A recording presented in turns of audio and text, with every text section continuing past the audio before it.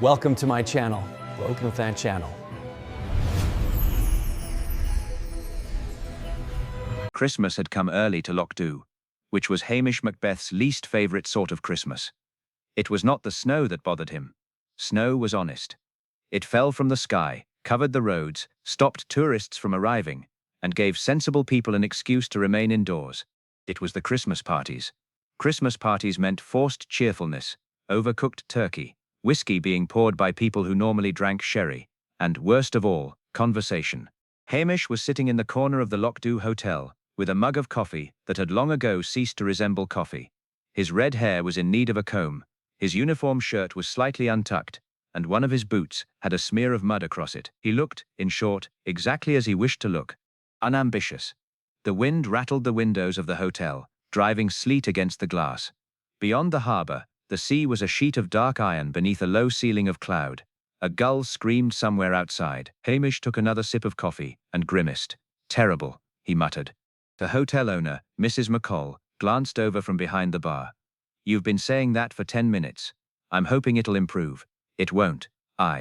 Hamish returned to staring out of the window. He had been told by Inspector Blair to attend a Christmas gathering that evening at the newly renovated Highland house, a large stone property overlooking the loch. The house had recently been purchased by an English businessman named Alistair Penrith. Penrith had arrived in Whodunit 3 weeks earlier with 2 expensive cars, a wife who wore fur even when there was no snow, and the unfortunate belief that money made people interesting. He had already offended half the village. He had complained about the fishermen leaving nets near his private beach. He had tried to buy the old boat shed belonging to Angus McRae. And yesterday, according to Mrs. McCall, he had informed the postmistress that Whodunit needed a more professional atmosphere. "What does that mean?" Hamish had asked. "It means he doesn't like us," Mrs. McCall had replied. Hamish had considered this. Then he'll fit in beautifully. Now, unfortunately, he was expected to attend Penrith's Christmas party. Hamish had no intention of going. He had already invented 3 excuses.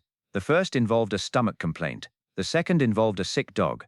The third involved an urgent need to inspect the police station roof. The roof was not leaking. The dog was perfectly healthy, and Hamish's stomach was protesting only because he had not yet eaten. So he had settled on doing nothing and waiting for circumstances to rescue him. Circumstances usually did. The hotel door burst open. A gust of freezing air swept inside, followed by Mrs. McPherson, the village postmistress. Her cheeks were red from the cold. "Hamish!" Hamish lowered his coffee. "That sounds ominous. Where have you been?" "Here." "I mean all afternoon." "Here." She stared at him. "You've got to come to Highland House." Hamish sighed. "I was planning to." "No, you weren't. I was thinking about planning to. There's been trouble." Hamish looked toward the window. "Burst pipe." "No." "Fire." "No." "Turkey shortage." Mrs. McPherson leaned closer. "Mr. Penrith is missing." Hamish blinked. "Missing? He never came home last night." There was a pause. "Perhaps he didn't want to. His wife says he left the party at 10:30. And he hasn't been seen since." Hamish scratched his chin. "Maybe he went to Fort William, in a snowstorm." "It's possible. He left his car." "Ah, and his coat." Hamish looked at her. "That is less sensible." Mrs. McPherson lowered her voice. "His wife says he must have been abducted." "Does she?" "Aye." "Then perhaps he was." Mrs. McPherson stared at him in disbelief. "You're a policeman." "I know. You're supposed to investigate." Hamish sighed. This was the trouble with being a policeman. People expected you to behave like one. He finished his coffee. "Where's Towser?" "Asleep beside the stove." "Good lad."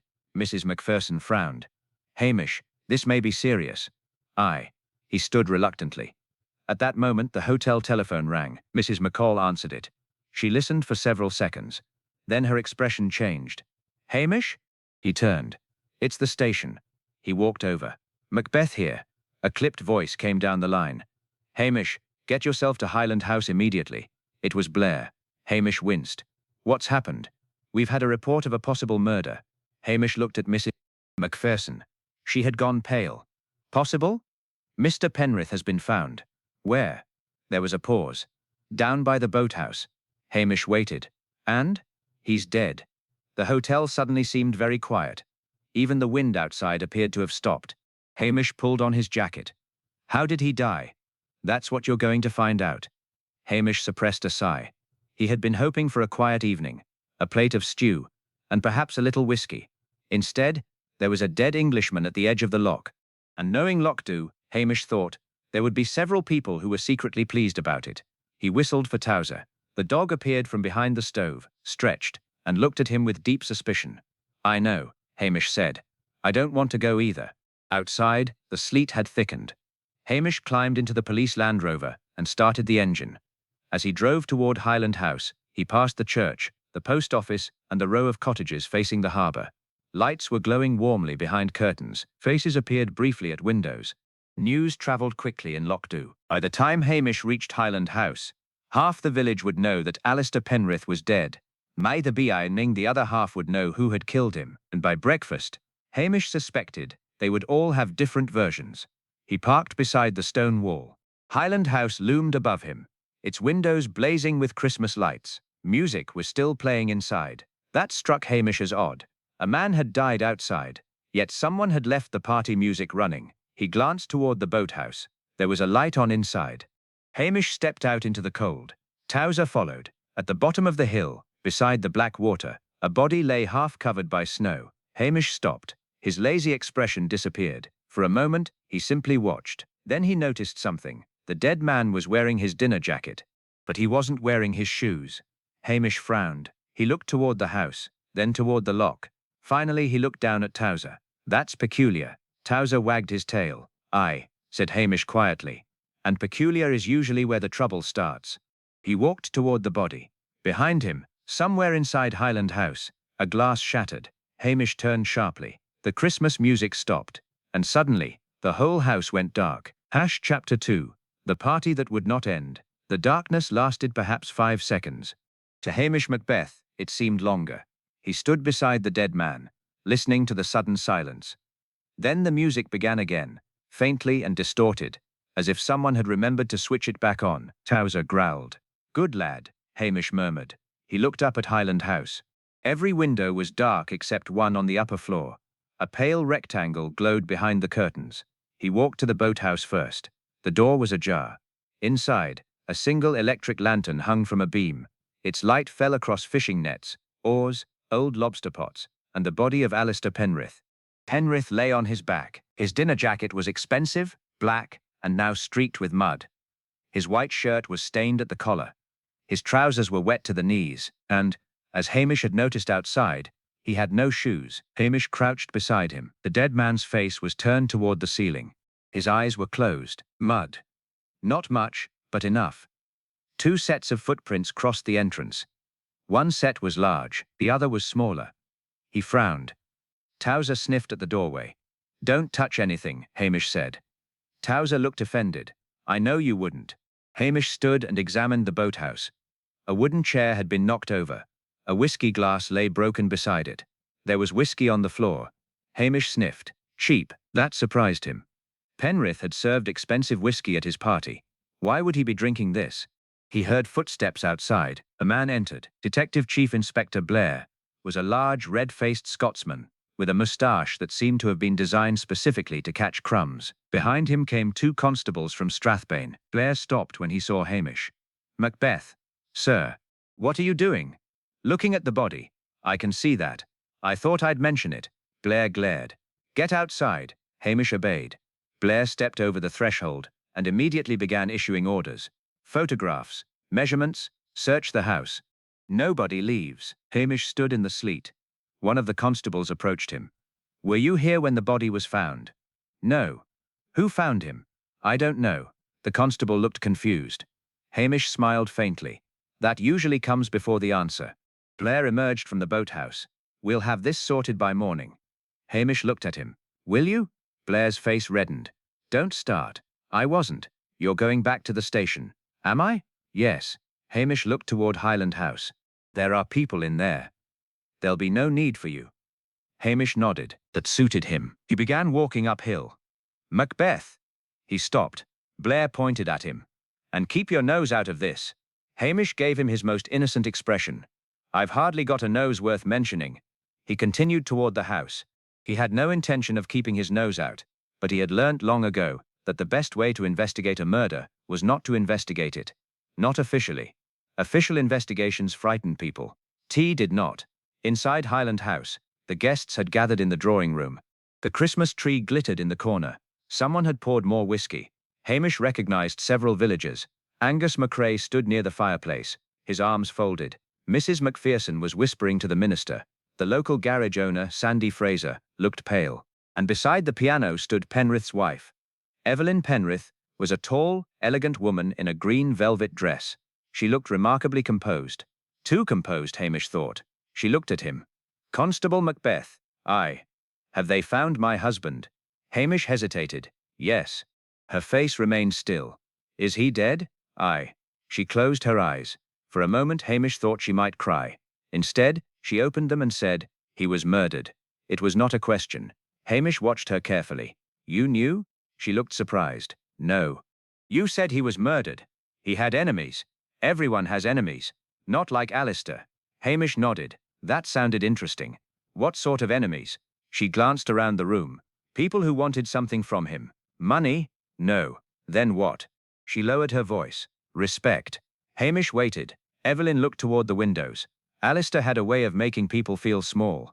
Hamish thought of the villagers. Aye, he said, he did. Before she could say more, a young woman approached. It was Elspeth Grant.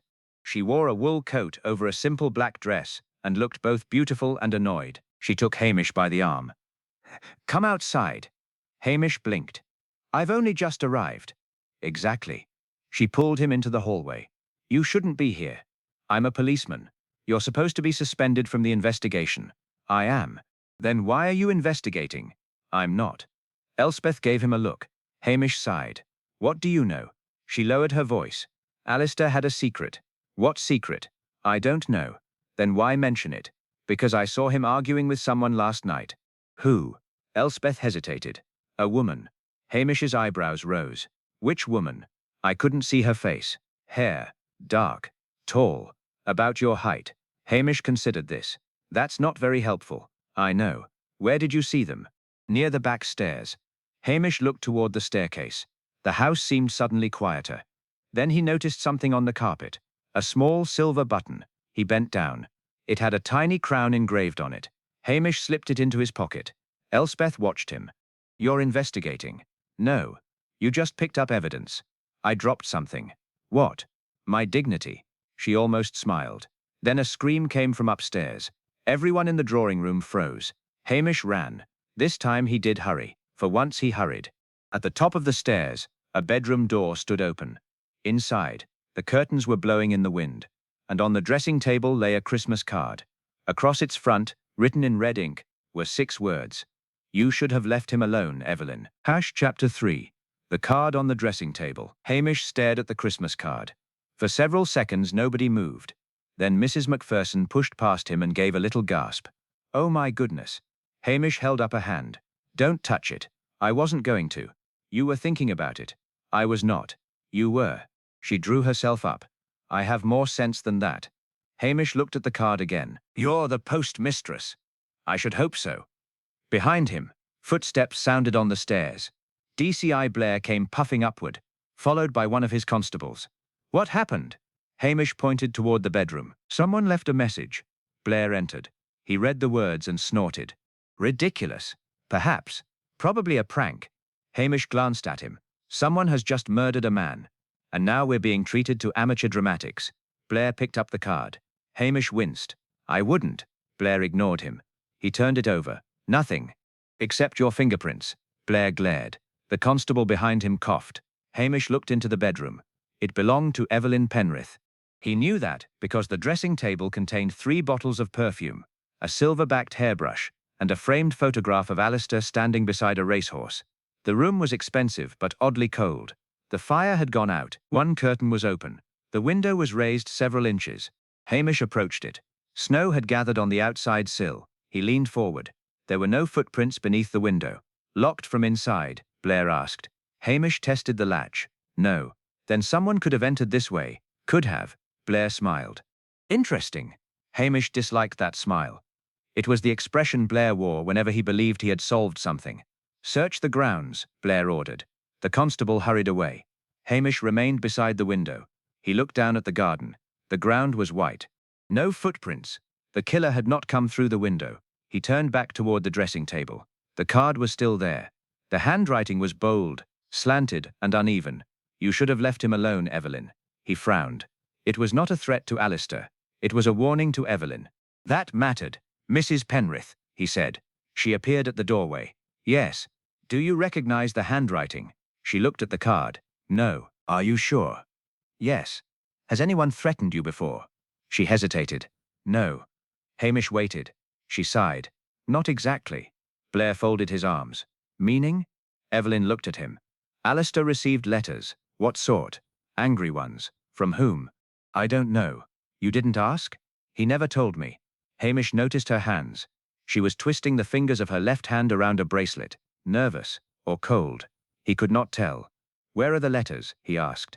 She looked toward the wardrobe. Alistair kept them in his study. Blair immediately turned. Constable, search the study. Hamish sighed. There went the quiet evening. The study was at the end of the corridor. It smelled of tobacco, leather, and expensive furniture. Books lined the walls, though Hamish suspected most had been purchased for appearance. A desk stood beneath the window. Blair opened drawers. Hamish stood by the fireplace. He noticed an envelope caught behind the grate. He pulled it free. It was addressed to Alistair Penrith. No stamp. No postmark. The paper was damp. Hamish handed it to Blair. Blair opened it. Inside was a single sentence. The past does not stay buried. Blair looked pleased. Now we're getting somewhere. Hamish was less impressed. Maybe. What? Nothing. Blair stared at him. You have something to say? No. Then don't. Hamish nodded. He had already noticed something else. The envelope smelled faintly of lavender. Not perfume. Lavender soap. He looked toward Evelyn. She was standing in the doorway. Her expression had changed. Where did you find that? In the grate. I see. Hamish watched her. You've seen it before. No. Too quick. Hamish said nothing. A noise came from downstairs. Voices. Then a chair scraped sharply across the floor. Hamish went toward the corridor. Blair followed. They reached the staircase just as Angus McRae came up. Angus was a broad Highlander, with a beard that seemed capable of collecting snow for several days. Where's the wife? He demanded. Why? Blair asked. Because I want to speak to her. About? Angus's face darkened. Her husband owed me money. Hamish raised an eyebrow. How much? £800. Blair immediately reached for his notebook. When did you last see Penrith? Last night. When? About 10:30. Where? Outside. Doing what? Arguing. With whom? Angus looked at Hamish. Then at Blair, his wife. Evelyn appeared at the top of the stairs. That isn't true. Angus laughed bitterly. You were there. So were you. I saw you strike him. The room went silent. Blair looked sharply at Evelyn. Did you hit your husband? No. Angus pointed at her. You slapped him. Evelyn's face hardened. He deserved worse. Hamish looked from one to the other. There it was, the first crack. Not guilt. Something more complicated. He turned toward the Christmas tree. One of its silver ornaments was lying on the floor. Beside it was a tiny smear of mud. Hamish crouched. He touched nothing. The mud was fresh, but the tree stood nowhere near the back door. He looked toward the hallway. Someone had walked through the house after coming from outside. Someone who had not wanted to leave obvious footprints. Hamish straightened. Blair. What? Where are Penrith's shoes? In the boathouse. Both. Yes. Hamish nodded slowly. Then why is there mud beside the Christmas tree? Blair stared at him. The constables began searching. Hamish looked at Evelyn. She was watching him. For the first time that night, there was fear in her eyes. Not fear of the police. Fear that Hamish had noticed something she desperately wanted hidden. He smiled gently. Mrs. Penrith, I think we should have another chat. Outside, the wind rose against the windows. Inside, nobody mentioned Christmas anymore before breakfast tomorrow. Chapter 4. A Highland Conversation. Hamish found Evelyn Penrith in the library, standing beside the fire with a glass of whiskey she had not touched. Outside, sleet rattled against the windows, and the dark lock looked as though it had swallowed the last of the daylight. You wanted to speak to me, she said. Aye, about my husband. Mostly. She looked toward the door. Is DCI Blair coming? I hope not. That surprised a small smile from her. You don't like him? Not particularly. He doesn't like you either. That makes two of us. Hamish took the chair opposite her and stretched his legs toward the fire. Evelyn remained standing. You said you slapped Alistair. I did. Angus McRae says you struck him outside at 10:30. He insulted me. What did he say? She looked away. Something cruel. About what? My marriage. Hamish waited. Evelyn took a sip of whiskey. Alistair had been drinking. He told me I was becoming an embarrassment. Why? Because I had made friends here. Hamish blinked. That sounds like a strange complaint. It was. Did you argue about someone? No. He watched her carefully. She was composed again, but her thumb kept moving over the rim of the glass. Mrs. Penrith, the card upstairs says you should have left him alone. I saw it. Who would write that? I don't know. Who might think you had done something wrong? I don't know. That's a lot of not knowing. She looked at him sharply. You think I killed him? I think you know more than you're telling me. That isn't the same thing. No. Hamish leaned back. Why did Alistair want to leave Lochdu? He didn't. He told several people he was selling Highland House. Evelyn frowned. He never told me. That's odd. He kept many things from me. Such as. She was silent. Hamish let the silence grow. People often filled silence because they feared what it might reveal. Evelyn eventually said, there was another woman. Hamish sighed inwardly. There was always another woman. Who? I don't know her name. Did you see her? Once. When? 2 weeks ago. Where? In the village. What did she look like? Dark hair. Pale coat. Younger than me. Anything else? She was angry. At Alistair? Yes. Why? I don't know. Hamish considered the silver button he had found upstairs. Did Alistair have any unusual visitors? Constantly. English? Mostly. Business people? Some. Friends? Evelyn gave a bitter laugh. Alistair didn't have friends. That sounded more convincing than anything else she had said. A knock came at the door. Blair entered. Finished? Almost. Blair looked at Evelyn. Mrs. Penrith, you'll remain here until we finish taking statements. She nodded. Blair turned to Hamish. You've had your little chat. Now leave. Hamish stood. Aye. He walked into the corridor. Blair followed. You're interfering. I was talking. You're not assigned to this case. I know. Then stop behaving as though you are. Hamish scratched his chin. Would it help if I behaved more stupidly? Blair's face darkened. You already do. Hamish smiled. That saves effort. He walked away before Blair could answer. In the hall, the guests were still gathered. Hamish spotted Sandy Fraser near the drinks table. The garage owner was sweating despite the cold. Hamish approached. Have you seen Penrith tonight? Sandy shook his head. Not since the party. You argued with him yesterday. I argue with everybody. Why? He wanted me to sell the garage. Did you? No. Why not? Because it's mine. Hamish nodded. Did he threaten you? Sandy looked toward Blair, then lowered his voice. He said he could make life difficult. How? I don't know. Hamish studied him. Sandy's right sleeve was torn. How did that happen? He glanced down. This? I caught it on a nail. Where? At the boathouse. Hamish's expression did not change. When? Yesterday. Before or after the party? Before. Did you go there alone? Yes. Hamish nodded. Sandy moved away. Hamish watched him go. The torn sleeve bothered him. So did the mud. So did the card. But the strangest thing remained the shoes.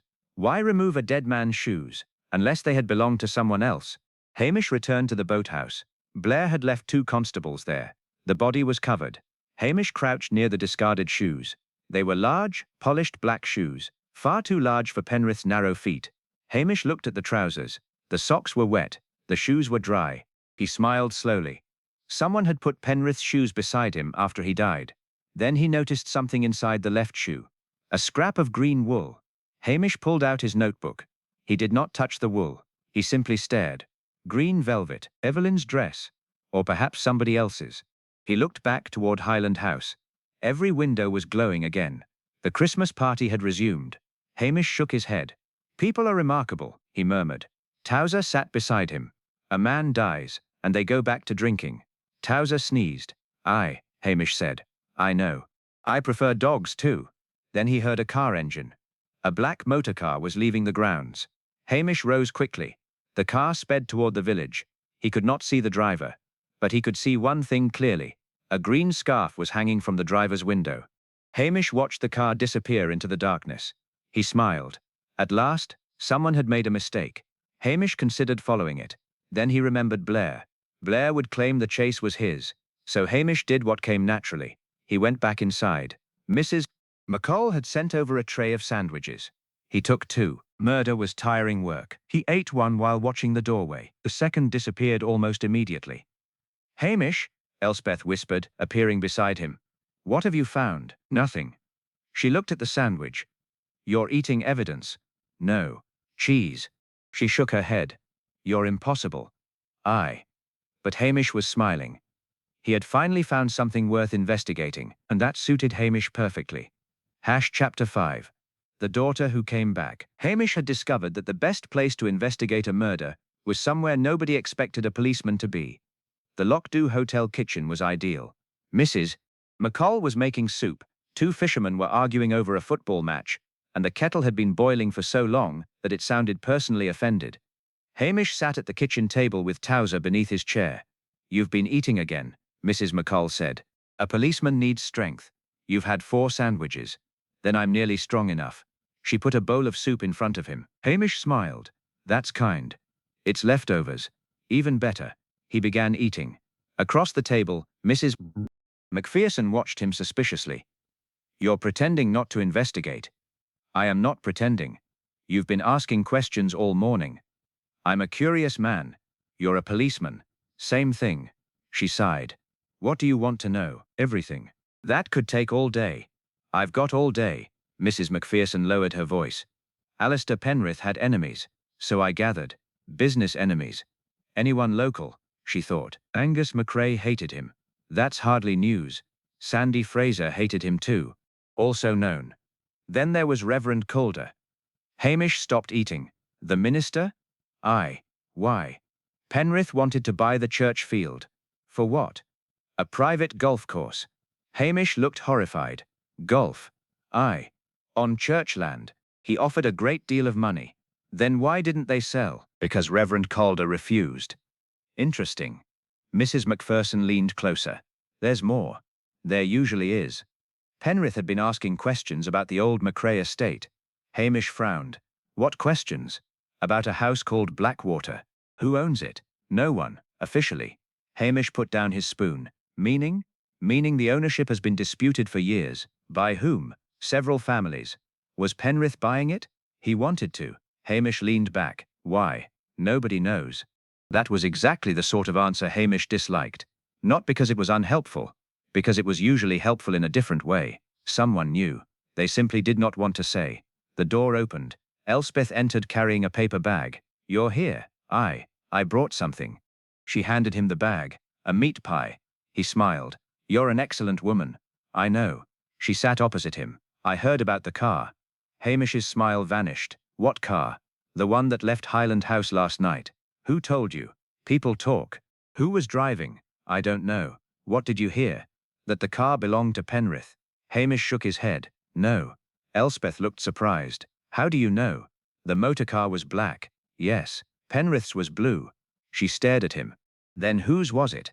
"That is what I'm trying to discover." Elspeth opened her handbag. "I found this." She placed a photograph on the table. Hamish picked it up. It showed Alistair Penrith standing beside a young woman. The photograph had been taken outdoors, perhaps several years earlier. The woman had dark hair. Hamish studied her face. "Who is she?" "I don't know."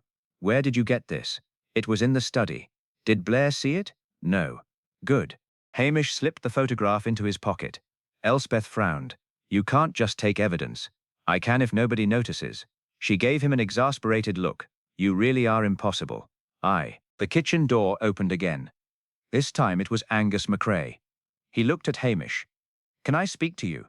"Of course." They stepped outside. Cold rain drifted across the yard. Angus looked toward the harbour. "You're asking about Blackwater." Hamish said nothing. "I knew you would." "Why?" "Because that's where the trouble started." Hamish waited. Penrith wasn't interested in the house itself. What was he interested in? The land. Why? There was an old story. What story? That silver had been found there. Hamish raised an eyebrow. Silver? Long ago. And Penrith believed it? He believed there was something buried. Treasure? Maybe. Hamish looked toward the hills. So a wealthy Englishman comes to Lockdhu, insults everybody, tries to buy disputed land, and then turns up dead. Aye. That sounds almost convenient. Angus gave a humorless laugh. There's nothing convenient about murder. Usually not. Angus lowered his voice. There was one other thing. What? Penrith was frightened. Hamish stared at him. Of what? A woman. The woman in the photograph. Angus looked surprised. You've seen her? Hamish nodded. Do you know her? No. Then who was Penrith frightened of? Angus shook his head. I don't know. Hamish studied his face. Angus was lying. Not well. But he was lying. Before Hamish could press him, a motor car appeared at the far end of the road. It was black. The same black motor car. Hamish stepped forward. The vehicle slowed. For one moment he saw the driver. A woman. Dark hair. Pale face. Green scarf. The car accelerated and vanished around the bend. Angus stared after it. You know her, Hamish said. Angus said nothing. Angus. She should never have come back. Hamish's stomach tightened. Who is she? Angus looked at him. Alistair's daughter. Hamish blinked. Daughter? Aye. Evelyn has no daughter. Not with Evelyn. Then who is the mother? Angus turned away. That is a question you'd best ask Reverend Calder. Hamish sighed. Everyone in Lockdhu seemed to know something except him. He hated being the last to know. At the hotel, Blair was waiting. You've been wandering again. Aye. I've arrested Sandy Fraser. Hamish frowned. Why? His torn sleeve. His argument with Penrith. His fingerprints in the boathouse. Did you find anything else? Enough. Hamish looked at him. Where's Sandy? In custody. Then you've made a mistake. Blair's face hardened. Careful, Macbeth. I am. No more interfering. Hamish nodded. He looked through the window toward the road. The black motorcar was gone. But now he knew who had been driving it. And he knew one other thing. Alistair Penrith's daughter had returned to Lockdhu on the same night her father died. That was no coincidence. Hamish finished his coffee. Then he smiled. The case had finally become interesting. Chapter 7. The Rumour at the Christmas Tree. By 9 o'clock the following morning, Lockdhu had produced 3 murderers, 2 motives, and 1 completely innocent man, who had apparently been seen carrying a shovel. Hamish heard all of this while drinking coffee at the hotel. Mrs. McCall stood behind the counter polishing glasses. Sandy Fraser is still in custody, she said. Aye. They say he confessed.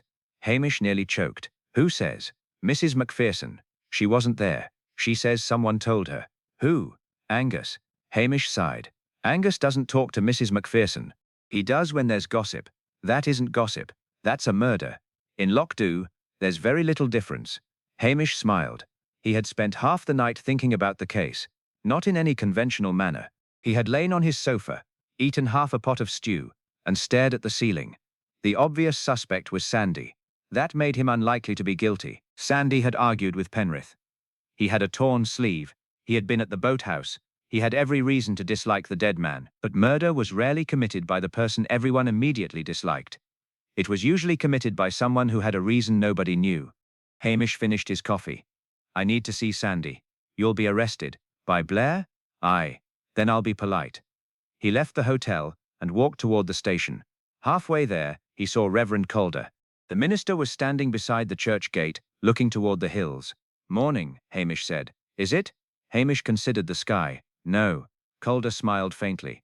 You've come about Alistair. Aye. I wondered when you would. Everyone seems to know I'm investigating. You aren't? No. They stood in silence. Then Hamish asked, did Penrith have a daughter? The minister's expression changed, only slightly. But Hamish noticed. Yes. What was her name? Clara. When did you last see her? Yesterday, before the murder. Around 7. Where? Outside the church. Did she speak to you? Yes. What did she want? Calder looked toward the lock. She wanted to know where her father was. Hamish frowned. How would she know he was here? She didn't. Then why ask? The minister hesitated. She said she had come to confront him. About what? I don't know. Hamish waited. Calder finally sighed. Her mother died when Clara was young. Penrith abandoned them, so Clara hated him. She had reason. Did she threaten him? No. Did she threaten Evelyn? Calder looked uncomfortable. No. Hamish nodded. Thank you. As he walked away, he heard Calder call after him. Hamish. He turned. Be careful. Hamish smiled. I usually am. At the station, Blair was sitting behind his desk. Sandy Fraser sat in a chair opposite him. He looked exhausted. Blair glanced up. What do you want? To see Sandy? No. Why? Because I'm questioning him. Has he confessed? No. Hamish nodded. Then I'll wait. Blair stared. You're not staying here. I can sit quietly. You'll interfere. I'll breathe quietly too. Blair swore under his breath. Hamish sat down. For 10 minutes he said nothing. Sandy stared at the floor. Finally Blair left the room. Hamish leaned forward. You didn't kill Penrith. Sandy looked up. How do you know? Because you're too frightened. That's not proof. No. Hamish smiled. But you're frightened of something else. Sandy's face tightened. What? You're afraid someone will discover what happened at Blackwater. Sandy said nothing. Hamish waited. Eventually Sandy whispered. I didn't know he'd die. Who? Penrith. What happened? He offered me money. For what? To keep quiet. About Blackwater. Sandy nodded. What did you know? That he found something. Silver? Not silver. Hamish leaned closer. What? A box. What was inside? I never saw. Who did? Sandy swallowed. Clara. Hamish sat back. Where is the box? I don't know. Who has it? Sandy shook his head. Then he whispered. The woman with the green scarf. Hamish's eyes narrowed. Clara. Before he could ask another question, the station door opened. Evelyn Penrith entered. She looked pale. Constable Macbeth. I need to speak to you. Hamish followed her outside. What happened? I found something in Alistair's study. What? A letter. From whom? Clara. Hamish stared at her. You know her? Evelyn nodded. She came to the house last night. After the party. Yes. Did you see her? I did. What happened? Evelyn looked away. She accused me of stealing her father's life. Hamish frowned. Stealing? She believes I married him for money. Did you? No. What did you say? That she was wrong. Then what? She asked where the box was. Hamish's heart quickened. What box? I don't know. You've just said she asked about it. I don't know what she meant. Hamish studied her. You're lying. Evelyn's eyes filled with tears.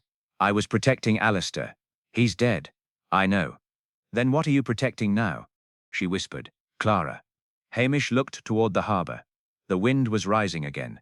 Where is she? I don't know. Hamish believed her. For the first time he thought Evelyn might actually be telling the truth. Then he saw something on the pavement. A small green thread. He bent down. It matched the scarf. But beside it was a second thread. Blue.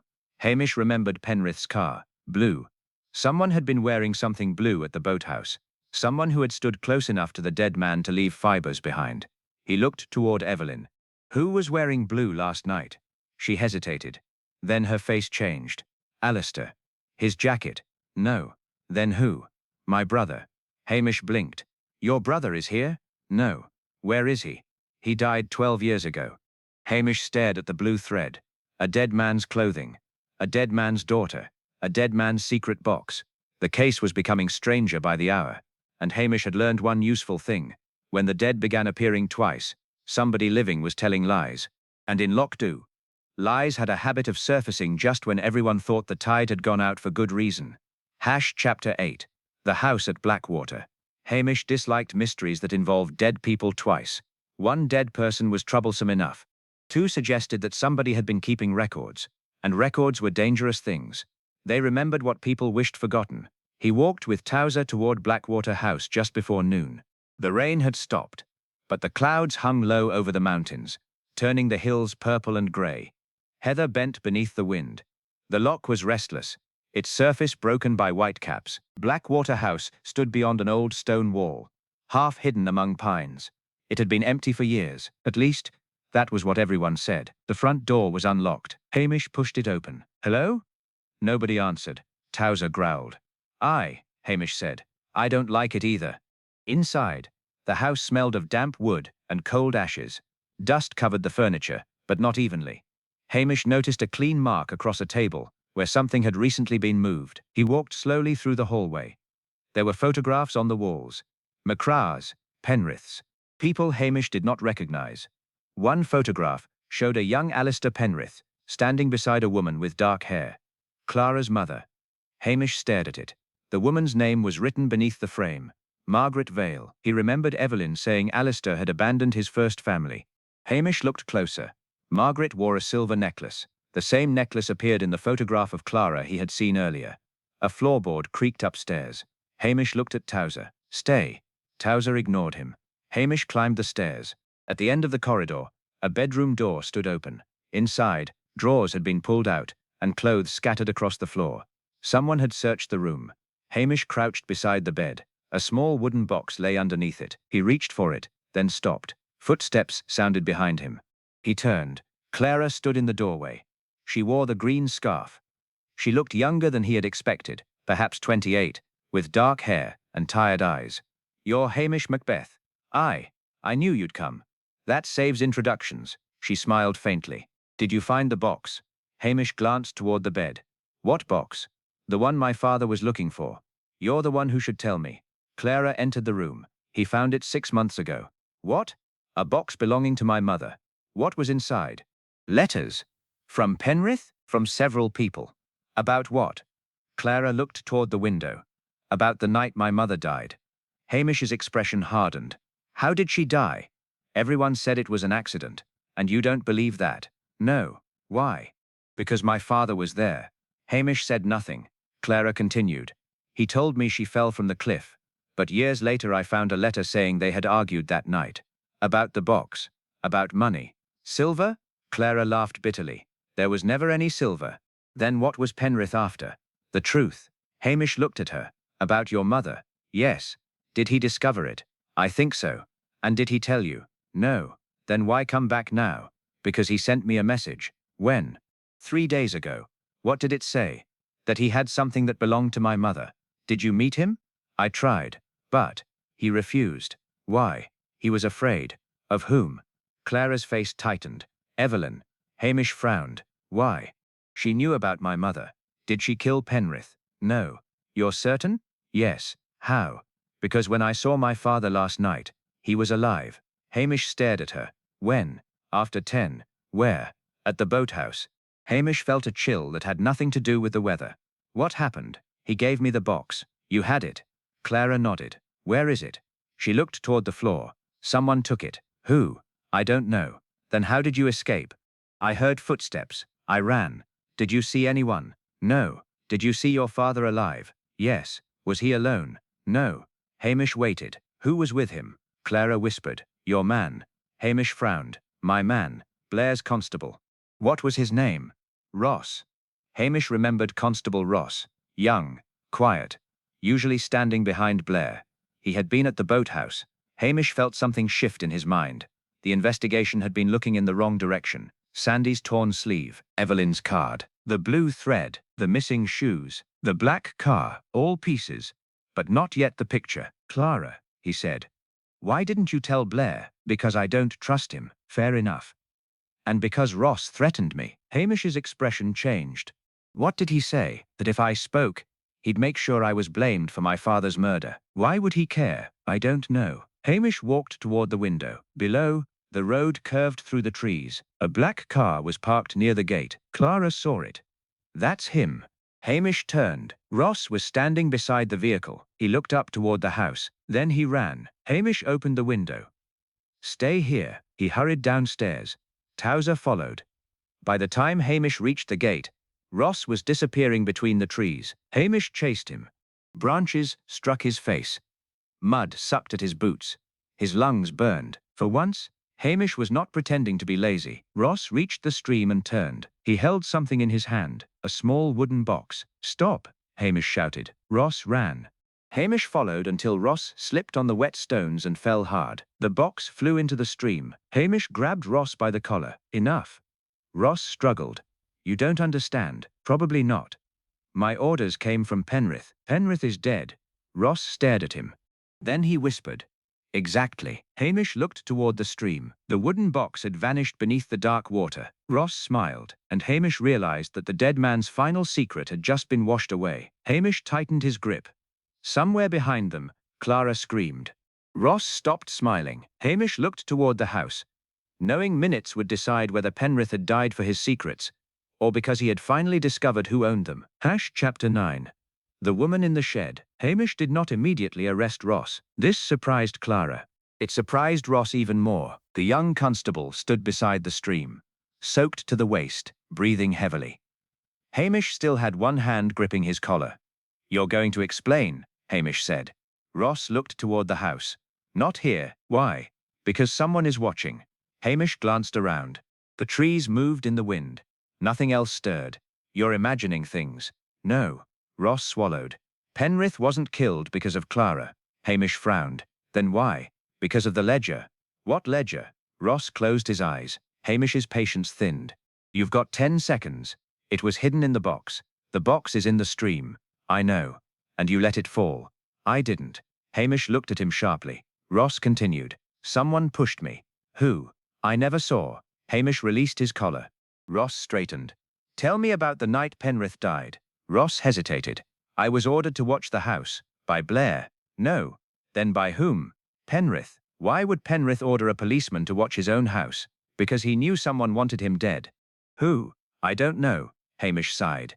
Everybody in this case says they don't know. Ross looked bitterly amused. That's because everyone is frightened. Of whom? The person who owns the land. Hamish stared at him. Blackwater. Ross nodded. Penrith discovered that the property wasn't really disputed. Then who owns it? Ross looked toward the mountains. A trust. Whose trust? Margaret Vale's. Hamish felt a chill. Clara's mother? Yes. She's dead. The trust isn't. Hamish began to understand. Penrith had not come to Lockdoub looking for treasure. He had come looking for control. Perhaps he had discovered that Blackwater belonged legally to Margaret's estate. Perhaps Clara was the rightful beneficiary. Perhaps someone had spent years hiding that fact.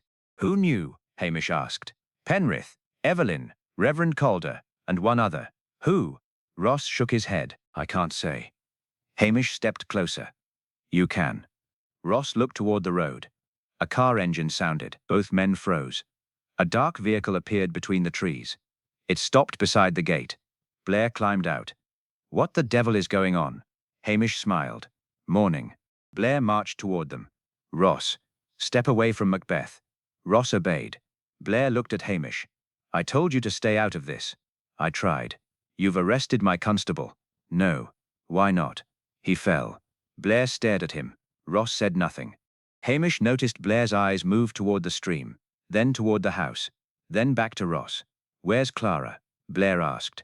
Hamish turned. She was gone. He swore softly. Blair heard him. What? Nothing. They hurried toward Blackwater House. The front door stood open. Clara had disappeared. On the floor lay a torn piece of green wool. Hamish picked it up. She's been taken. Blair shook his head. Or she left. Hamish looked at him. Her car is still outside. Blair's expression changed. They searched the house. Nothing. No Clara. No box. Only a faint smell of lavender soap near the staircase. Hamish remembered the envelope in Penrith's study. Lavender. He looked at Ross. You said someone pushed you. Yes. Was it a woman? I couldn't see. Could you smell perfume? Ross hesitated. Lavender. Hamish closed his eyes. The pieces shifted again. Evelyn used lavender soap. But so had Margaret Vale. Hamish had seen it in the old photograph. A small soap dish beside her. Could Clara have used the same scent? Possibly. But the killer had been at the boathouse. The killer had taken the box. The killer had threatened Evelyn. And the killer had known exactly where Clara would be. Hamish suddenly turned. Blair. Where was Evelyn last night? At the house. Between 10 and 11? Her guests saw her. Did they? Blair frowned. Hamish walked to the window. Outside, fresh tire tracks cut through the mud. Lodenveer the Meeskal, the Myers Oil Manais Owen Bears, not Penrith's car. Not Ross's. A vehicle. Hamish followed the tracks behind the house. They ended beside an old shed. The door was locked. He kicked it open. Inside was Clara. She was tied to a chair but conscious. Beside her stood Evelyn Penrith. Evelyn held a revolver. Blair reached for his weapon. Drop it. Evelyn turned. Hamish raised a hand. Wait. Blair stared at him. Macbeth. Hamish ignored him. Mrs. Penrith. Clara didn't kill Alistair. No. Neither did Sandy. No. Then who did? Evelyn's eyes filled with tears. Alistair killed himself. Hamish blinked. Blair stared. What? Evelyn continued. He discovered what he had done to Margaret. He discovered the ledger. He knew Clara would expose him. So you didn't kill him? No. Then why hide the body? Evelyn's voice broke. Because I loved him. Hamish stared. That doesn't explain anything. It does. She lowered the revolver. He was dying already. Poison. Hamish's eyes narrowed. Who poisoned him? Evelyn looked at Clara. She did. Clara gasped. I didn't. Evelyn smiled sadly. The poison was in the whiskey. Hamish remembered the cheap whiskey in the boathouse. He remembered the broken glass. He remembered the shoes. Then he noticed Evelyn's bracelet. A tiny silver crown hung from it. The same crown engraved on the button he had found. Hamish smiled. You're lying. Evelyn froze. Hamish stepped closer. The button belonged to you. She looked down. It fell from your dress. No. And the green fiber came from your scarf. No. And the lavender on the envelope came from your soap. She raised the revolver. Hamish kept walking. You killed Alistair. Evelyn's face collapsed. I had to. Why? Because he was going to destroy Clara. Hamish stopped. You poisoned him, planted the card, and tried to make everyone believe Clara was responsible. Evelyn began to cry. I only wanted to protect her. Hamish nodded sadly. That's what makes murder so untidy. She lowered the gun. Blair stepped forward and took it. Outside, the wind howled across black water. Hamish looked at Clara. She was crying too. Hamish glanced toward the stream and smiled. Chapter 10. The last Christmas morning. By dawn, the snow had returned. It settled softly over Blackwater House, covering the muddy tracks, the broken branches, and the footprints around the shed. Lockdow looked peaceful again, which Hamish thought was rather suspicious. Peace in Lockdow usually meant that somebody had finished lying. Evelyn Penrith sat in the police station, wrapped in a blanket. Blair had taken her statement twice, and was preparing to take it a third time. Hamish stood outside with a cup of coffee. Towser sat beside him. You know, Hamish said. I could have stayed in bed. Towser looked at him. I know. You're right. Behind them, the station door opened. Clara stepped outside. Hamish. He turned. Are you all right? She nodded. I suppose. That isn't an answer. It is the only one I have. Hamish offered her the coffee. She stared at it. I thought you liked coffee. I do. Then why give it away? Christmas spirit. She smiled. I wanted to thank you. You can buy me lunch. I will. Good. Clara looked toward the hills. What happens now? Blair takes credit. She frowned. Why? Hamish lowered his voice. Because he's very good at taking credit. Clara laughed softly. Hamish felt relieved. The case had been ugly, but at least the ending did not have to be. Inside the station, Blair emerged, carrying a folder. Macbeth. You were right about Fraser. Hamish looked surprised. Was I? He's being released. That's good. And Ross? Suspended. Hamish nodded. Blair looked uncomfortable. You also identified the evidence linking Evelyn to the poisoning. Hamish shrugged. I was lucky. Blair narrowed his eyes. You were not lucky. Hamish smiled.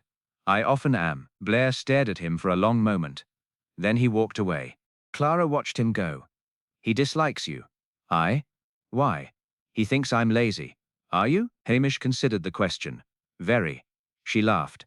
The truth was that Hamish had no desire to explain himself. He had noticed the missing shoes because they were too large. He had noticed the cheap whiskey because Penrith preferred expensive drink. He had noticed the green fibers because Evelyn had worn green velvet. He had noticed the silver button because it carried the same crown as her bracelet. And he had understood the final clue because Evelyn had made one mistake. She had threatened herself. The card had said Evelyn should have left Alistair alone. Nobody had accused her. Nobody had known she had been meeting him secretly before the party.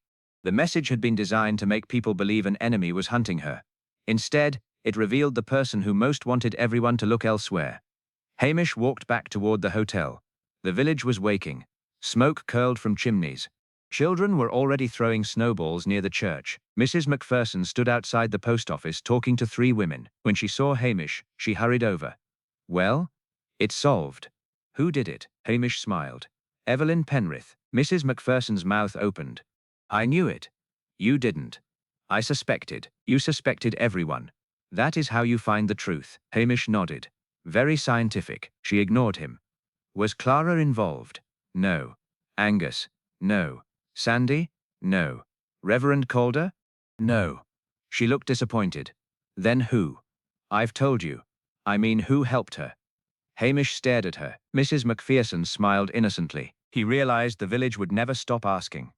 I'll see you later. Hamish! He walked faster. At the hotel, Mrs. McCall had prepared breakfast. Eggs, bacon, toast, and coffee. Hamish sat down gratefully. For several minutes, he enjoyed complete silence. Then the door opened. Elspeth entered. She removed her coat and sat beside him. You've solved it. Aye. You look disappointed. I am. Why? Because now everyone expects me to work again. She smiled. I heard Blair is taking the credit. Good. Doesn't that bother you? Not at all. You're strange. Aye. She reached across the table and stole a piece of toast. Hamish looked offended. That was mine. You have bacon. That's different. Elspeth laughed. Outside, church bells began ringing. Christmas morning had arrived. For once, Lochdu had survived murder, gossip, and an Englishman with too much money. Hamish looked through the window, at the snow-covered harbour. The mountains stood dark against the pale sky. He felt something close to happiness. Then the telephone rang. He froze. Mrs. McCall answered it. Hamish? He closed his eyes. No. She covered the receiver. It's Inspector Blair. Tell him I'm dead. He knows you're not. Tell him I'm ill. He knows you're not. Tell him I've gone to America. She smiled. He wants you at the station. Hamish sighed. Christmas is ruined. Elspeth laughed. You could refuse. Hamish looked at her. No. Why not? Because if I refuse, Blair will come here. That would be terrible. Aye. Hamish stood. Towser appeared at the doorway. Hamish looked at him. Come on, boy. Towser wagged his tail. They stepped outside. The cold air smelled of snow and wood smoke. Hamish paused beside the harbour. For a moment he looked toward the hills. Lochdu was quiet again. But beneath that quietness were secrets, grudges, romances, arguments, and enough whiskey to keep them all alive. Hamish smiled. He had solved the murder. He had avoided promotion. He had kept Blair happy. And most importantly, he had missed Christmas dinner, which meant he had one perfectly reasonable excuse for spending the afternoon doing absolutely nothing. He walked toward the police station with Towser beside him. Behind them, the bells continued ringing. And in Lochdu, peace returned. At least until someone found the next body. Hamish glanced back once more at the hotel. Mrs. McCall was already clearing plates. Elspeth was laughing with the fisherman, and Mrs. Macpherson was beginning another story. He knew by lunchtime she would have improved the murder considerably. By supper, Penrith would have become a villain, Evelyn a saint, and Hamish an accidental hero. He intended to correct none of it. That was the Highland way. Chapter 11. The secret that would not stay buried. The snow began again before noon. Soft flakes drifting across the roofs of Lochdu and settling on the harbour wall. Hamish Macbeth had just finished pretending to read a newspaper when Mrs. McCall placed another cup of coffee beside him. You've been sitting there for 2 hours. I'm recovering. From what? Murder. You weren't murdered. Emotionally. She snorted and returned to the kitchen. Hamish smiled. The hotel was warm. The coffee was tolerable, and Towser was asleep beneath the table. It was, in Hamish's opinion, an excellent Christmas afternoon. Then the door opened. Inspector Blair entered. Hamish groaned. Blair removed his wet coat. I need you. That sounds serious. It is. I'm eating. You've eaten twice. I'm pacing myself. Blair sat opposite him. The case isn't finished. Hamish slowly lowered his newspaper. Evelyn confessed. Not to everything. What else is there? Blair placed a brown envelope on the table. This was found in Blackwater House. Hamish stared at it. Where? Behind a loose stone in the fireplace. What's inside? Letters. Hamish sighed. I hate letters. They concern Penrith.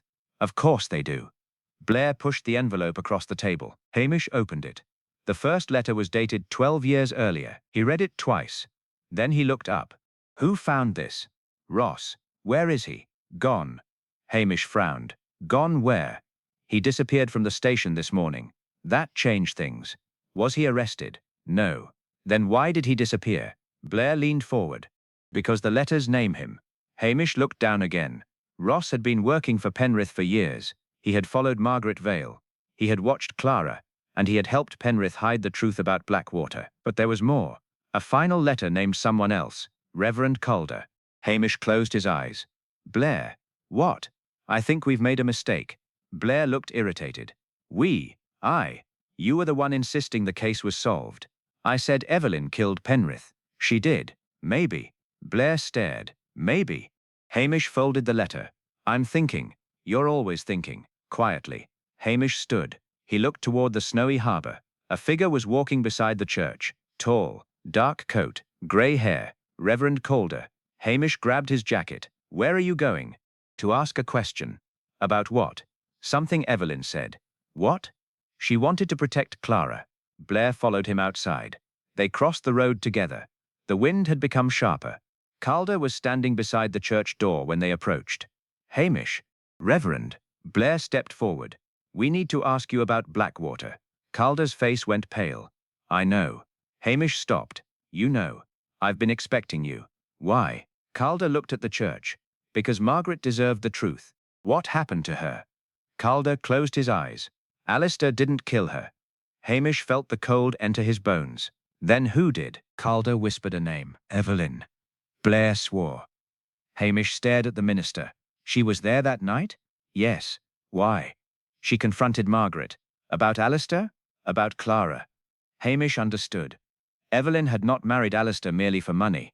She had been obsessed with him, jealous of Margaret, jealous of Clara, and 12 years later, she had killed Alistair because she believed Clara would expose everything. But why did Evelyn confess? Hamish asked. Calder looked at him sadly. Because she thought confession would protect Clara. Hamish shook his head. She lied even at the end. Yes. Where is Ross? Calder looked toward the road, following the man who knows the rest. Who? Calder hesitated. Alistair's solicitor. Hamish frowned. The solicitor? He kept the original documents. Where? Fort William. Blair immediately reached for his radio. Hamish caught his arm. Wait, what? If Ross is going there, we need to know why. Because he's running. No. Hamish looked toward the mountains. He's going to destroy the evidence. Blair stared at him. Then he turned toward the police car. Hamish watched him go. You coming? Blair shouted. Hamish looked back at the hotel. Mrs. McCall was watching through the window. Breakfast leftovers waited inside. Towser was waiting too. Hamish sighed. Aye. He climbed into the car.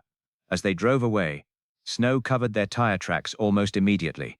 Behind them, Lockdow returned to its quiet Christmas afternoon. But Hamish knew better. The case had not ended. It had only changed shape. And somewhere beyond the mountains, a missing constable was carrying the last secret of a dead man. Hamish settled into the passenger seat. Blair glanced at him. You look pleased. I've missed lunch. You're impossible. Aye. The road wound south through the snow. For once, Hamish did not complain. He was going somewhere, and although he hated work, he hated an unfinished mystery even more. Especially one involving Christmas, a dead man, and a secret that had survived 12 years. Those were the sort of secrets that never stayed buried for long. Hamish watched the mountains disappear behind curtains of snow. He wondered briefly whether he had made a terrible mistake by leaving the hotel. Then he remembered the envelope, the frightened face of Clara, and the strange certainty in Calder's voice. There was still a missing piece, and Hamish disliked missing pieces almost as much as he disliked paperwork. Blair drove in silence for several miles. Macbeth? He said eventually. Aye? If we find Ross, what do you intend to do? Ask him questions. And if he refuses? Hamish looked out at the white road. Offer him tea. Blair laughed, despite himself. You're a strange man. So I've been told. Ahead, the road vanished into fog. Hamish sat back. Whatever waited in Fort William, he suspected it would not be simple. But simple murders were rare in Lockdow. There was always another secret, another grudge, another person quietly protecting a lie. He closed his eyes. Wake me when we arrive. Blair stared at him. You're going to sleep? Aye. After all this, Hamish smiled. It's been a tiring morning. And with that, he settled into the seat while snow continued falling around them. He was, after all, a Highland policeman. Chapter 12. Home Before Dark. The road to Fort William was nearly empty. Snow swept across the tarmac in thin white ribbons. And the mountains disappeared and reappeared behind curtains of mist. Blair drove with both hands gripping the steering wheel, while Hamish sat beside him, apparently asleep. After 20 minutes, Blair said, Are you actually sleeping? Aye. How can you sleep at a time like this? Practice. Blair shook his head. You're an unusual policeman. Hamish opened one eye. I try not to be. They drove on. The solicitor's office was closed when they arrived. Blair hammered on the door. Nobody answered. Hamish looked through the glass. There's someone inside. Blair turned. Where? Second floor. A shadow moved behind a curtain. Blair immediately reached for his radio. Hamish caught his arm. Wait. Why? Because whoever it is knows we're here. The shadow disappeared. Blair tried the door. Locked. Hamish walked around the side of the building. A narrow alley led to the back. The rear door stood open. Hamish sighed. That's never a good sign. They entered. The office smelled of dust and old paper. A lamp burned upstairs. Blair drew his weapon. Hamish looked at him. You're making a fuss. We're dealing with a missing constable. Fair point. They climbed the stairs. The solicitor's office had been searched. Drawers were open. Papers covered the floor. A cabinet had been forced. Behind the desk stood an elderly man. He held a telephone receiver in one hand. You're too late, he said. Blair stepped forward. Where is Ross? The solicitor looked at Hamish. He has gone. Where? He wanted the ledger. Hamish's stomach tightened. Did he get it? The solicitor shook his head. No. Where is it? The man pointed toward the fireplace. In there. Hamish crouched. Inside the cold grate was a small metal box. He opened it. The ledger was wrapped in oilcloth. Hamish lifted it carefully. What does it contain? Everything. Blair took the book. Hamish noticed the solicitor's hands trembling. You're afraid. I should be. Why? The old man looked toward the window. Because Ross isn't working alone. Hamish went still. Who is he working with? The solicitor hesitated. Then footsteps sounded below. Everyone froze. A door slammed. Blair ran downstairs. Hamish followed. They reached the alley, just as a figure disappeared around the corner. Ross. He was carrying something. Hamish ran after him. Snow made the pavement slippery. But Hamish kept moving. Ross reached a parked car.